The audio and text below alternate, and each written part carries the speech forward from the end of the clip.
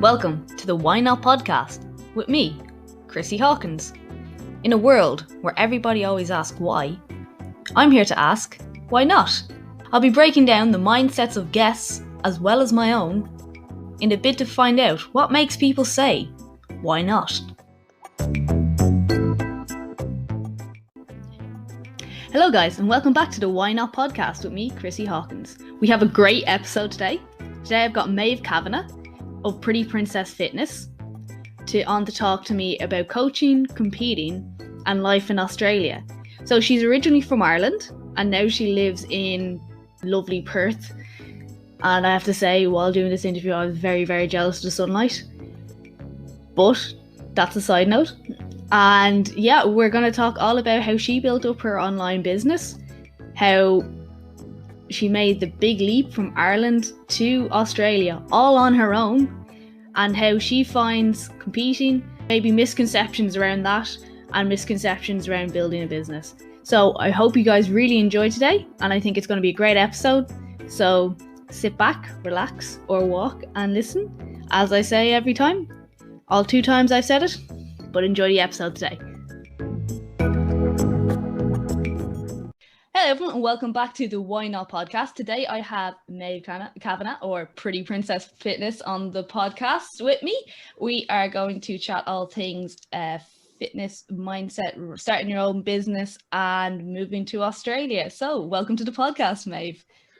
Thanks, gal. It's been a long time, boot camp days. Yeah, that's been, oh God, that was a long time ago.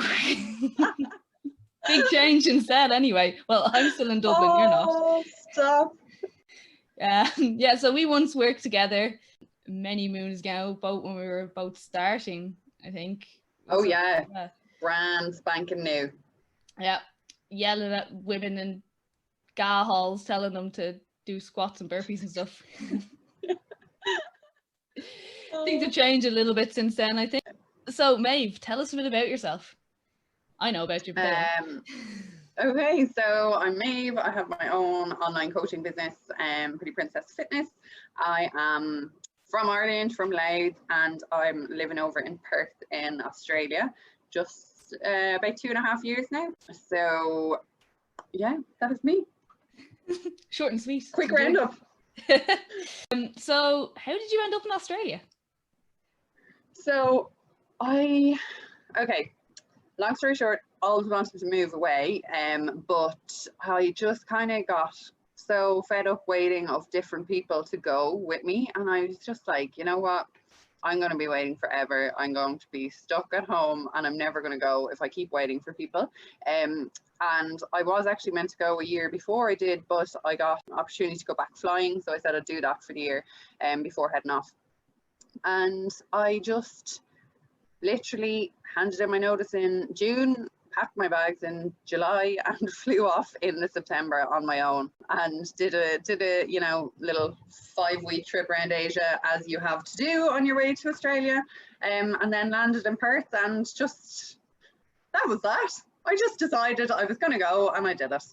How quick was the turnaround when you decided you're just going to go, or was it like you've been thinking about it for a year? I had a show in April, and then I think I handed in my notice to work in June, and I finished the end of July, had August to get my stuff together, and then headed off on the beginning of September. That's like a quick turnaround. Yeah, I was just done. I just was dying for the sun. Yeah. Oh, fair, like, because we have so much sun over here in Ireland, especially in January. Oh shit, it's February now. This is what happens when you're in lockdown for a month. It's my birthday month. I barely know what day it is now. So, like, you went traveling all around Asia on your own though as well, didn't you? Yeah, I did. I went to Thailand. I went to visit my friend in Chiang Mai. So that kind of eased me into it. And then where did I go from there? I went to Vietnam. I went to Cambodia, and I went to Bali. How did you find going all that on your own? Like, was it okay? Like... So I love Thailand, and I've been there before. I've been to Chiang Mai. I love it. I would happily go there on my own again and spend a month there. Vietnam, not so much. Didn't like that. Just didn't sit well with me. I ended up getting like robbed in the hostel and stuff. Oh no. So Cambodia, oh my God, that took me by surprise. Like that really took me by surprise. And I only had 3 days because I kind of thought it was going to be a bit of a dump. Not gonna lie, it was stunning. It was just unreal. It was even cheaper than Thailand and Vietnam. Like it was just so good. And I only had 3 days there, and I didn't realize like how far the cities were apart, and I had to get like an overnight bus and all of it. Oh, it was mental. God. But yeah, I was mad. Like I look back now and I'm like, do you know what? Fair play to me for actually navigating around that. Like, and I didn't know a soul. But yeah, it was actually really good. Like, I'm not going to be all like, oh, I went to find myself. I didn't. Like, I went traveling. I had a great time. I learned a lot. And then, yeah, went to Bali and traveled around there, kind of internally to the different areas for about 3 weeks, I think it was. Yeah. And that was lovely. So it's obviously a big fitness culture over there as well. So trained all the way through it and went to some really cool gyms along the way. Ate really good food. It was great. Yeah, it's just even just the fact that you went on your own, because I wouldn't trust myself to navigate my way to fucking Wicklow without without a sat nav, let alone trying to. People thought I was mad. Yeah, but like, yeah, I don't know. I think maybe it's because I worked as cabin crew for a while, so it's just kind of like, you know, used to kind of traveling, used to going off and doing my own thing. But definitely like 5 weeks was a shock to the system for anyone, but it was great. Yeah, no, that's really cool. Like, it just shows, you know, if you want to do it, you can do it. Yeah, I think so many people put it off, like you said, like you were waiting for someone to go with you before and you just went and did it. Whereas and the great thing is that your days are your days. You do not have to get up at whatever time to go to whatever museum you've no interest in with whoever's with you. Like, you completely write out the day and the week, and if you want to change, you know, hotels, or you want to change locations last minute, you can do that. You can just get the bus to a different island, or a boat to a different island, and you do what you want. It's great. Yeah. That actually, yeah, you're selling it, to be fair. Yeah. How did you find settling into Australia? I actually got really lucky. So I came over here. Gary was living here. We weren't together at the time, but obviously we got back together when I got over here. And I was so lucky when it came to finding like friends and different girls over here. And it was all through Instagram. I was chatting to girls on Insta who had followed me before I came over, and met up with them for coffees when I came over, and they were just the loveliest bunch. So now we have like a squad, and it's unreal. And then, you know, all of us kind of knew different people, and then different people joined the squad, and yeah, it's I got so lucky, lucky, because I wasn't going to meet people out in a bar because I'm never in them. So yeah, I just, not that I landed on my feet, but I got very lucky, and have a really good crew. Did you reach out to them beforehand, or were they onto you, or how did it kind of work? Yeah, we were just onto each other on Instagram. Like, they were just girls who, a couple of girls who had followed me before I came out here, and I kind of just been like, oh, let me know when you get here. We'll go for a coffee, you know, catch up or whatever. I know you're new, like, and you're on your own kind of thing. And I was like, sound. So yeah, that was a really nice thing to get from social media. Yeah, that's brilliant. I think people forget you can use it for those kind of things as well. Yeah. It's not all about posting photos about how your lovely life is. Yeah. So how did you end up starting your online coaching business? Oh yeah, so it wasn't a thing when I came over here. When I was traveling, I was doing it very much on the side. Like, I had a handful of clients that I kind of was doing programs and stuff, but I had no real like business set up or anything like that. It was very casual. And when I came over here, I was working in labour hire. Someone I actually worked with at home had, you know, set me up with a friend that had a business and stuff. So I kind of you know, I had worked for the first few months, and then we went back to Europe. And when I got back here after that, I actually only had a few months, I think it was 2 or 3 months left on my working holiday visa. So no one would touch me. I was trying to get casual work with agencies, and just wouldn't place me because of my visa and stuff. And it was just a disaster. And I just then was like, okay, this is a sign nearly, you know, you're meant to make it happen. Like, and I had no other option only to make it work and to make it happen, because I have no family, I have no relatives. I didn't have, you know, not that I couldn't ask someone, could I stay with them, but like, I didn't have a friend that I'm friends with 10 years that's going to take me in if shit hit the fan, you know. So there I was, back from Europe, Gary's still at home, sleeping on my friend's gaff on the floor, and I was just like, what do I do, man? So I ended up doing a business course, the Super Strong Business, with Phil Graham. And that just really helped me with the business side of things, because obviously, like, you can be a great coach and not have a notion about how to run a business, because no one ever shows you that stuff. No one ever shows you. So you really have to figure that stuff out, and it can take a long time to get it right if you don't have some kind of guidance. So I did that, and that actually really helped me with all the background stuff. And when I say that month of August, like, I remember it so vividly. I was so stressed. I got nosebleeds, and I was like, oh my God, I'm not going to get through this. And I did. I came out the other side, and I worked morning, noon, and night, and managed to get it off the ground. And yeah, it was unreal. I you know, had that up and going, and then next thing, Corona hit, and I was like, oh no, I'm not surviving this. Like, I'm too new, kind of. And I kind of was just like, yeah, you know, you're gonna have to be a big online presence kind of thing, you know, well established to get through this. And I didn't. I just kept doing what I was doing. I kept consistent. I kept putting up content. I kept providing a good service. I kept trying to learn more. I kept trying to do that. So that's just showing me, like, if you actually, you know, really work at it and really, you know, do the right things and do right by your clients and all that kind of stuff, that you can even grow in a pandemic, which was great. So it didn't actually affect your business negatively at all?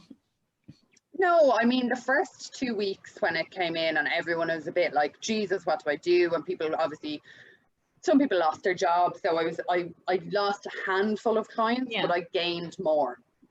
Because people, after the initial kind of 2 week phase where they realized this isn't going away and this isn't only going to be, you know, for 2 weeks, I think everyone kind of like indulged a little bit, you know, binged on Netflix and stuff. And then people started to realize, like, oh shit, this is a slippery slope. Like, I need to actually, you know, take care of things. So it actually worked out really well for me. And a lot of the people that came on last year when COVID hit are still with me, like, which is unreal. That's brilliant. That's testament to your service as well. Like, obviously you are giving them a really good service, and that's why they're staying with you.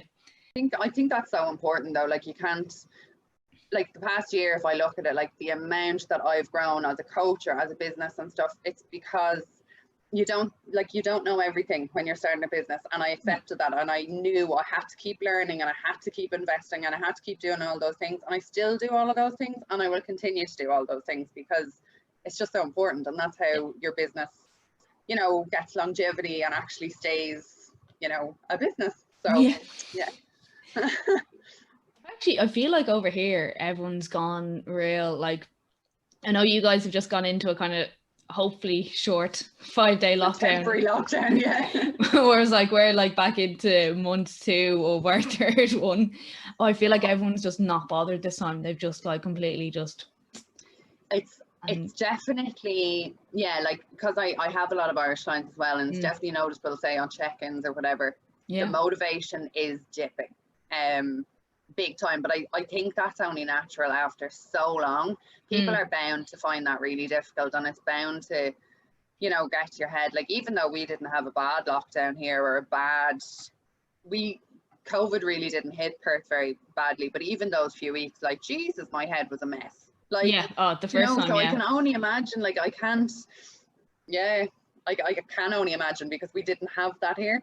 Yeah, I find it, like, to be fair, when we started the last one, I literally took I'd say about 4 days from when it ended, and just kind of went off the rails with myself a little bit. Yeah. And then I just like, right, time to sort your shit out. Yeah. Yeah. Oh, the news came yesterday and I went straight to BWS and I was like, get me wine. I just need, just this evening. Tomorrow I'll be fine. I just need wine. That's basically what I did for a couple of days. I was like, yeah, give me the wine. Yeah.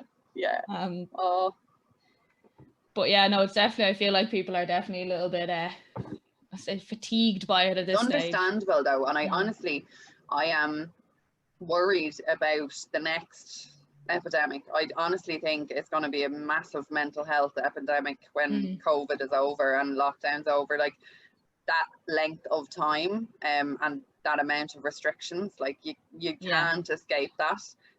You would have to be a very, very, very strong-willed person not to have that affect you in any way. So be interesting to see what happens. I think as well, people forget over here, because I think they're all looking at the likes of yourself, or you know, we have plenty of, everyone in Ireland I think knows someone who's in Australia. Like I think it's like down the road, he's still there. He's still there. So they're all looking at Instagram and going, oh my god, like the weather's nice, they're allowed out, everything like that, but they're forgetting as well, like yourself, like you haven't been able to go home and see your family, and that'll affect you as well. Oh, massively. Yeah, massively. Like, so we've, until yesterday, we've had a very, very normal life here for months. We've had festivals. I was at one like a week or two ago. I had glitter on my face. I danced on the beach. It was amazing. And the weather, obviously, it's summer in Perth, so it's, you know, up to 40 degrees some days. You can go swimming, you can go to the beach, you can do all these things, but that's all people see. Yeah. So they don't realize, like, I haven't seen my friends or my family from home in 2 years, and it's going to be another year before I'm allowed to go visit. So in case people don't know, Australia is locked down, as in borders are shut. There's no one coming in or out unless you have an exemption. Like, you have to apply for an exemption to the government. And if I say, hey, I'm homesick, I want a hug from my ma, can I go? Absolutely not. Like, you're not coming back if you do that. Because it's really hard. I've never ever been a home bird. I've never been homesick. I tell you, it hit me hard this year. So it's like, I would imagine a lot of people are in that same boat, because we all come over, we all see the crack, and we all see like, oh, unreal, you know, like, and then when you can't go home, you're like, oh, Jesus. Yeah. And it's like as well, like you with the time difference as well, it's harder to, you know, it's hard to keep in touch, and then you feel bad and you're like, oh, I'm a shit friend, but it's just, I was like, oh, you can't let that happen if you move. It just does. Like, it's just really hard to keep in contact with people. Yeah, but to be fair as well, you couldn't plan for a pandemic. Like, you could be like, I'll be back for 2-3 weeks here and I'll see everyone. No, I'll see you in about 3 years. Stop, I'm sick. I wanted to go home this time last year, and I was sitting there in January looking at flights, and they were only about $900 return, and I was like, I'll just go. And I didn't, because Gary was at the end of a prep, and I was like, nah, I better stay. Sick. Like, so that's on your head that you didn't go home when you could, and you're just like, well, like, you will get back. That's the only we just have to keep looking forward to, like, things will be normal. When, we don't know, but it'll happen eventually. Exactly. So tell me about how you got into competing. How did I get into competing? So actually, I've always liked looking at it, and obviously, like, I followed people who did it, and I would have trained to look good, I suppose. Like, in my mind, I would like to train to look good or whatever, but it was never it wasn't really on my wavelength, as in for me to do. Like, I enjoyed looking at it, and I just kind of had a perceived, like, stereotypical idea of what a prep was going to be like and what I was going to have to do and all this kind of stuff. And I guess from following the right people and different people, like Amanda in Recalibrated Bodies, she was a big influence for it.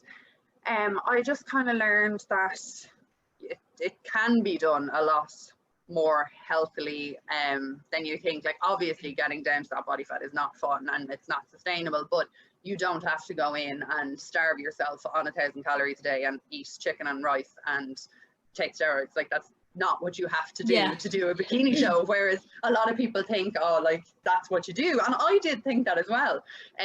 So kind of when I learned more about the process and followed the right people, I had just kind of gotten to a stage with my own training and nutrition and stuff that I've been doing it consistently for a few years.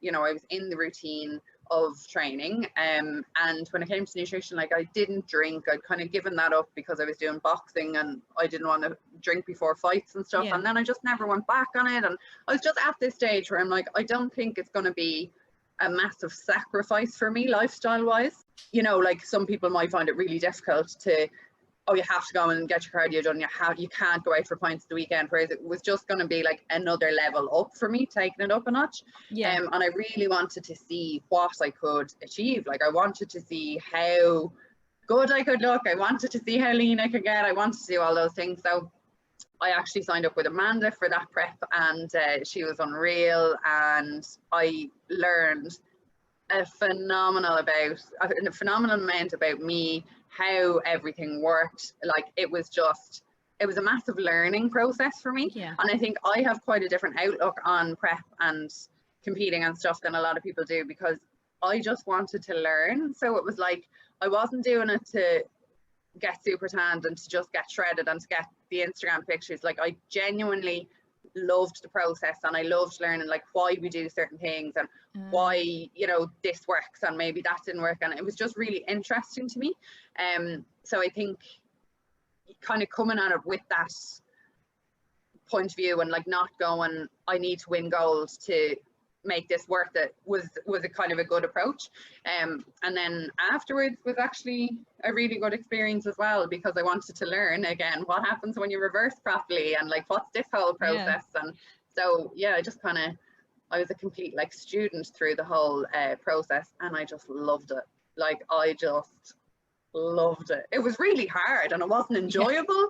So I don't know how I say I loved it, because I definitely don't when I'm 4 weeks out and I'm just like, I just wanted pizza.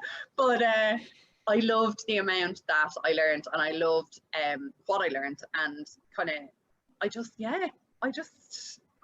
it was something that I really enjoyed, obviously, because I wouldn't have done it again. And that's how I kind of fell into it. Did you think it was harder than you thought it was going to be? Oh, absolutely. Yes. Yeah. 100%, because I had followed someone in particular who had a very easy prep. I would have been similar training age, similar builds, very similar. And I had to diet hard. I had to cardio hard. Like I was definitely thinking it would be easier than I thought, like when I signed up for it. But I still had a good experience. Well, obviously you've done it again since, so that's always good. Good sign. So like the minute I arrived in Australia, I was back on prep. Like I had a week, and then I was prepping for an Aussie show. So that was. Do you think people do it for the wrong reasons a lot as well? Yeah, absolutely. Like they see someone else do it, and they think, another big one is they think they're comp ready, and I don't think people know what that is a lot of the time. Like it's not just, are you able to stick to a diet and train? Like you need to have a massive amount of muscle build. Like I didn't have near enough muscle for my first show, and I wasn't lean enough, and I look back on pictures, I'm like, but you learn that, like, people go into it thinking, especially girls, like, oh, I've an unreal arse. You don't. There's a lot of fat there, like, and it turns to a pancake. Mine did the exact same. So I think people, like they can sometimes think they're a lot more advanced than they are. I definitely did. And I think people do it for the glam and the vanity of it sometimes, and they think, even like some coaches might do it because they think it's going to be good for their business and stuff like that. So there definitely are a lot of people that do it for the wrong reasons, but there's definitely a lot of people that genuinely love the sport and are really good ambassadors for it. I think that is like, when you said about coaches, like it's like, I'll do a show and I'll get clients then. Yeah, you don't. No, I can tell you that now, you don't. It's not good. People love to double tap the pictures and that's it. It doesn't get you clients, because 99% of the population do not want to look like that. They do not want to diet like that, and they do not want to train like that. So why would they come to you when they think that's what your coaching is going to be like? It also can be quite intimidating, can't it? Yeah, it is. Yeah, I get so much more engagement when, as in, onboarding clients and stuff like that when I am not in the prep process. I get a lot of eyes on me when I'm in the prep process, but not, that doesn't mean that you're going to get clients. Yeah. People love seeing when people, like Instagram loves people being lean, and Instagram loves shredded pictures. That's just Instagram. They do not transfer to clients. No, I think that's a lot of something that coaches struggle with a lot content wise is, like, say for instance, girls love a good arse shot, and there's nothing wrong with that. You get the double taps, but it won't bring you business. Exactly. Like, and I remember years ago, probably when I was still doing the boot camps, I was mad for the bum selfies in the mirror. So you wouldn't catch me doing them now, but they just, they don't translate to people spending money. It doesn't work like that. Do you think as well, when PTs come into the business, that they think it's going to be just like that overnight, perfect, sorted? Yes, I do. I did PT briefly here. I did it at home and it was fine. But I did PT briefly here and it failed miserably. Like, I lost a lot of money because I was stuck paying rent and I didn't have clients. And it's something that I don't think PTs realize. Like, I think they think that they're going to go into a gym and they're just going to be handed clients. That's not the way it works. You have to be a salesperson, number one. Doesn't matter if you're a great coach, if you can't sell someone into your program, doesn't matter. Because so I think people think sometimes that they think they're going to come in and start getting like a mental income, and it just doesn't work like that. Like, you have to work hard to build a business, unless you're employed directly maybe by a gym that you're teaching and you're doing PT and stuff, but that's not a thing over here. It's all contractor work. So I definitely do think people are a little bit naive getting into it, and like the sheer volume of work it takes to get a business, which it is. It's not just you training someone, like, it is a business. And I think you're in for a wake up. I think you see a lot of people who come in as well and they're like, I like gym, so I'm good at that, so I'll be a PT and then I'll make money. And it's like, there's a lot more than just, I'm good at training, I'll train you, you'll be good at training, you'll give me money. You have to be a counselor, you have to be a salesperson. Like, I had PT sessions before at home that I'd say 10 minutes was done working out, and the person's upset, and you sit them down and all they want to do is talk to you. Like, people don't realize that it's not just going in and tell someone to do some hip thrusts. Like, there's a massive that's only the tip of the iceberg. That's a big part of it. And even like checking in on them, or how are you set up with your systems? Like, do you have clients, like, they have to come to you on a certain day to check in, or like, can they contact you anytime? So I'm fully online, so all the check-ins are done online. I use a software for that, so all the programming, all the check-ins, all of that is on that. But I'm in contact, like, I'm contactable every day. So everyone has my WhatsApp, and we chat daily, send me videos to check like form, or ask questions about meals and all that kind of stuff. And then we also have a private Facebook page, or a Facebook group, sorry. So any of the girls can do posts in there, and we just keep in touch and share stuff, even little like grocery finds and little random bits. So that's a really nice really nice little crew there as well. But it's important that, like, you're on call all of the time technically. Okay, so you don't have a cutout point. You need to be reachable, because if you're not, then why would, like, people like communication. That's a massive thing. Like, when people come to me and they're like, oh, thanks for getting back so quickly, I'm like, yeah, but if I didn't, you would end up with another coach, because that's how you ended up with me, because your coach was taking 2 days to reply to check-ins, and that was your coaching experience before. So why would I let that happen again? Like, that's not the way I run this ship, kind of thing. But I think people underestimate how important that part of things is as well. Do you find then it's harder for you to switch off? Are you always on then if you're kind of oh my god, I'm the worst. And like, because I just keep going. Like if there's check-ins on my laptop, instead of going, no, it's 6 o'clock, put the laptop away, I'll still be there at like 8 o'clock and Gary's like, put it away. And then I'm having my dinner and then I'm lying in bed. I'm like, oh my God, I've got to do this and I've got to update that. And oh my God, this is what I have to do tomorrow. So hard. So hard. It takes me ages to get to sleep. I'm one of those people as well, though. I'll be like, okay, right, I'm going to do this for an hour. Then I'm going to take a break because I know I'll need a break. And then I'll be like, at the hour, I'll be like, I'll just do 2 more. I'll just keep going. Yeah. Do you not think it's important for you to give yourself like time limits either, though, as well? It is. And that takes a while to master. Now, saying that, like my 2 really busy days where I know I'm at a laptop all day and that I'll allow myself to work late are my 2 check-in days. So that's Thursdays and Fridays. I know they're really busy, and you know, if I work late, I work late. Like, it just has to get done. So I do try and lighten the workload earlier in the week. And then I used to work every day, like when I started out, because I just knew no better. Like, I was like, oh, but if I have to answer that email, I have to, you know, you don't, because every other business has opening hours, every other business has office hours. So I can say, okay, I don't work in any situation on a Sunday. Well, I try not to, but like that is my set full day off. Like, that's, I know I'm not opening the laptop to look at anything on a Sunday. And I kind of try to get all of my work done by lunchtime Saturday.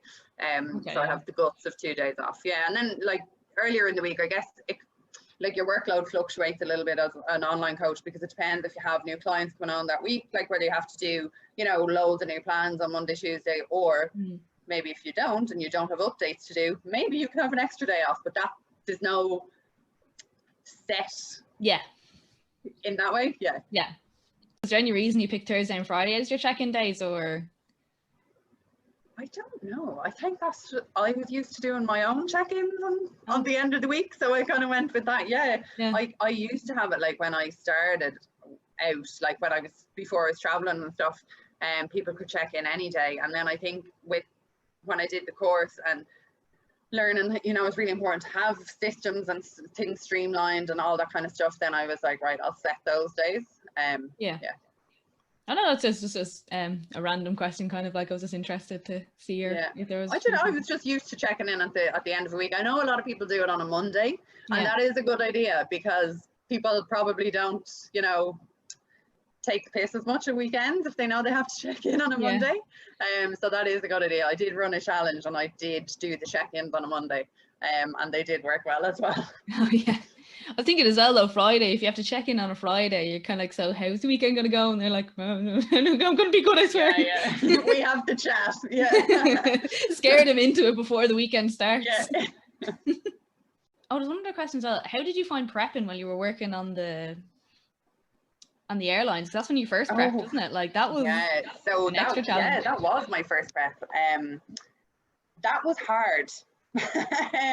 So I was not only cabin crew, like it would have been fine if I was still in Aer Lingus and I was, you know, home every day. I wasn't. I was actually working for SAS, which is the Scandinavian airline. And so I was flying up to either Sweden, Denmark or Norway every week. And I was away for 6 or 7 days at a time. Never less than 5.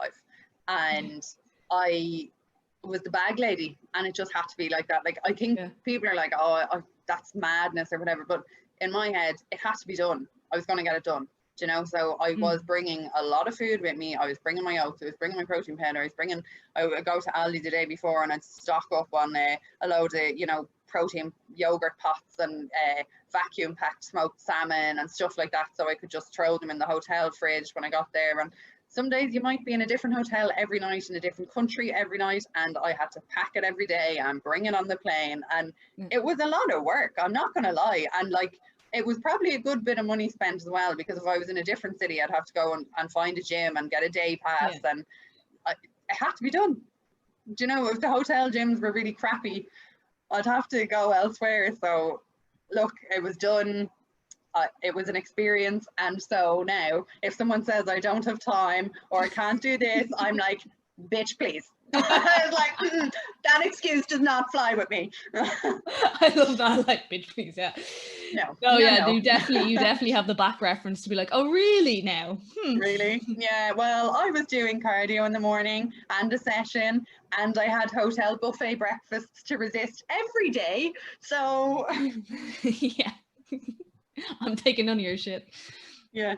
And I'd be like going up and I'd try to rob like 6 boiled eggs in a row and like take the yolk out and have my egg whites, and people were like, what is she doing with her 6 eggs? I'm like, oh.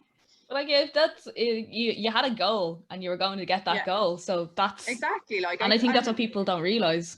You have to do these things if you want to reach something. You just have to. It wasn't, but again, I come back to, it wasn't a massive lifestyle change for me or sacrifice. I was willing to do those things, and I food prep at home, and I didn't have the facilities to do it over there, so I had to bring a lot with me. So like, it wasn't like, even if I wasn't prepping, I wouldn't have been sitting there eating pancakes every day for breakfast. Like I would have been eating well anyway. It was just another level of effort that had to go in. You know? I definitely would have been eating the pancakes. Yeah. Oh, it was hard. I can imagine. There was this one hotel, right? And he made the best omelets, which was great. But he also made this chocolate cake, right? And I was in the depths of prep, and I was like, no. I really wanted it. So I literally got this really sharp knife and I flicked off like the end of the, the little triangle piece of the cake. And I was like, right, flick it. And it was literally just a taste. And I was like, okay, I tasted it. It's amazing. I can move on now. Oh, the amount of self-control in that, like, that is phenomenal. I would not, like, I would have tasted that square and then the rest of the cake would have been gone. Like the rest of the slice. I probably would have just eaten one. Walk away, run. Yeah. I can't. If I start, I can't. Like I'm an all or nothing type. Sure, That's my problem. The trolleys, like, I was surrounded by temptation. Like, that's the thing.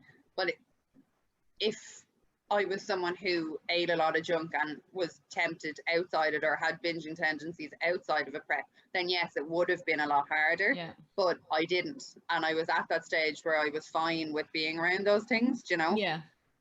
So it wasn't like I was putting myself through torture saying, oh my God, I can't have anything out of that cart and I can't have anything at breakfast. Like that was my lifestyle anyway. I just took it to crazy bitch level. Next level. Yeah. Yeah. Actually, what made you change from being an air hostess to coaching? That's a big career change. It is, and I love flying. If my coaching business went tits up tomorrow, I would go back flying. I loved it. Nothing about the job made me leave, but it was just I wanted to do this. It wasn't that I didn't like flying. It's an unreal lifestyle, and it's like no other job in the world. And I saw some incredible places that I would never have gone if I wasn't cabin crew, like I'd open my windows and there'd be a Viking fjord outside, and it was really cool. Like, it was just really cool. And but at the end of the day, I knew I always wanted to have this and have my own business and be a coach and help people go through the kind of process I had gone through. And okay, no, like you were going for it was your career basically you wanted to be in. Yeah. Okay, one last question. This is a thinky one. So what is the best advice you've received in business or otherwise? So best piece of advice you've ever received? Jesus. Oh, do you know what? I'm just gonna go for a general one that a lot of people say, but that the minute you think you're the smartest person in the room, you're not, that whole thing. It is so true, because I think that me accepting and understanding that I didn't know all the answers and that I didn't know about every single topic and that I didn't know, a lot of stuff, it pushed me and still pushes me to keep learning. And I think that is a massive part of coaching. Like, you have to do that to survive. So I think that has definitely been a massive driver for like business success and stuff. Like, just keep learning, keep investing, and you'll only get better. Your service will only get better. Your clients will stay, they'll refer you. Like, it's only ever going to be beneficial. There's nothing more annoying than a know-it-all coach, is there? Or in general, know-it-all in general. Yeah, Yeah, I know. Or people, yeah, it really annoys me when I see people who just don't care and just don't learn, and I just, Yeah. yeah, it really annoys me. I'm like that. I love like, I'm such a nerd. Like, I nerd on silly things. Like, I learn languages for fun. Like, that's the kind of thing. So I'm with you on this one. Learning all the time is great crack. Yeah. Like, Yeah. and yeah, exactly as you said, it only makes your service better. It makes like your clients better, and it's not just like, not your clients better if clients stay with you. It's not just in a sense to maintain your business. It's for yourself as well. You know, you're giving No, them the 100%. best. Like, I want to know that I am a good coach and that Yeah. I'm doing all I can to be a good coach. Like, I don't want to just be, oh, I'll do this, I'll milk it for as long as I can before I need to learn something else. Like, I genuinely want to know about this stuff. So yeah, like, I'm finishing Mac Uni now next month, and then I'm like, okay, what am I doing next? Like, I'm just like, yeah, I was actually looking into that recently. I was like, yeah, do it. Yeah, I'm doing I'm just finishing off like my case studies to finish my qualification in neuromuscular therapy. Probably next on my list is something nutrition-y again, or maybe, I don't know. Yeah, I'm gonna do something got to do with training or biomechanics or something next. Yeah, because I love nutrition and I love food, and it's always been like, I've always been like that, even if it wasn't like health food. I love baking, and it's just always been in my life. So I'm like, no, you need to chill with the nutrition stuff and do some training. So that's, yeah, I'm making it a rule. Next course has to be got to do with training. That's my problem. See, I'm really boring in a sense when it comes to food.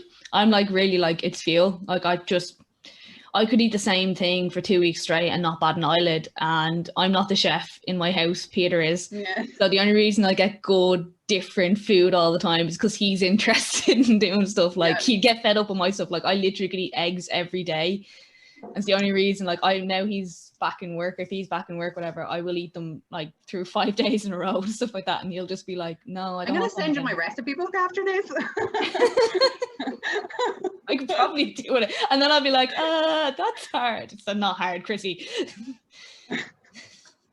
I think that is everything, other than one last thing, which will be, tell us where we can find you, Maeve.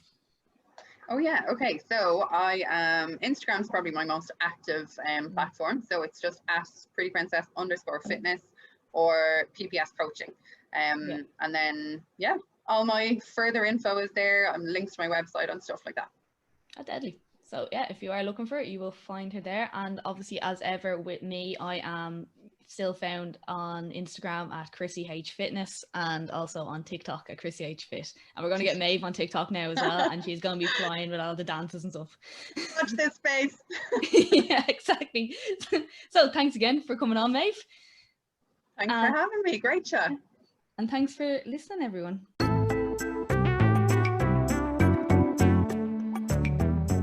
Thank you again for listening to Why Not. Please hit that subscribe button or leave a review. And if you have any suggestions or feedback, feel free to hit me up on social media.